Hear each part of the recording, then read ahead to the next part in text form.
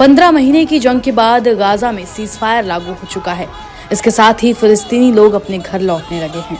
लोग घरों के मलबे और सड़कों पर शवों के बीच गाजा पहुंच रहे हैं, लेकिन इसके बावजूद लोगों की खुशी साफ तौर पर देखी जा सकती है।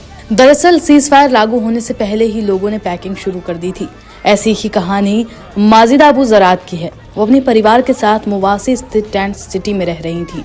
गाजा में युद्ध शुरू होने के बाद इस परिवार ने अपने घर में किसी तरह खुद को सुरक्षित रखा था। अब उस घर की खूबसूरत यादें ही रह गई हैं।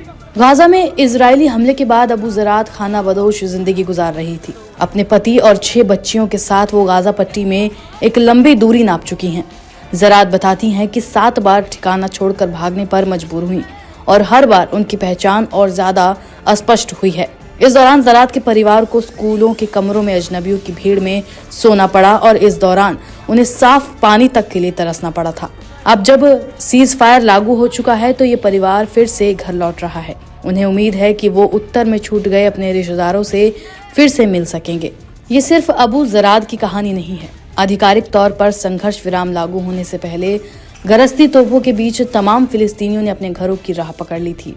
गधों द्वारा खींची जा रही गाड़ियों पर उनके सामान लादे हुए हैं और रास्ते उबड़ खाबड़ हैं। मोहम्मद महदी ने बताया, भले ही रास्ते में मुश्किल आने वाली है, लेकिन अपनों से मिलने की उम्मीद इन सबसे ज्यादा बड़ी है। मेहदी ने रविवार की सुबह मलबे से भरे रास्ते पर चलते हुए अपने घर का सफर तय किया। उन्होंने बताया कि रास्ते में हमास की पुलिस गाजा सिटी की गलियों में तैनात थी और लोगों को घर वापस लौटने में मदद कर रही थी। घर टूटे हैं फिर भी जश्न।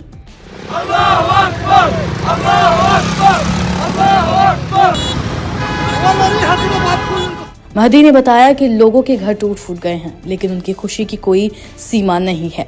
उन्होंने बताया कि लोग जश्न मना रहे हैं, वो अपने घरों और गलियों से मलबा हटा रहे हैं। यही वो क्षण है जिसका हम लोग 15 महीने से इंतजार कर रहे थे। कुछ ऐसी ही कहानी 48 साल की विधवा साबेर की है। वो 6 बच्चों की मां हैं और बेतलाहिया स्थित अपने घर लौटी हैं। सुरक्षा की वजह से उनकी पहचान अब साबेर की मां के तौर पर ही रह गई है। फोन पर बातचीत में उन्होंने कहा कि घर लौटते समय उनके परिवार को गलियों में शव मिले।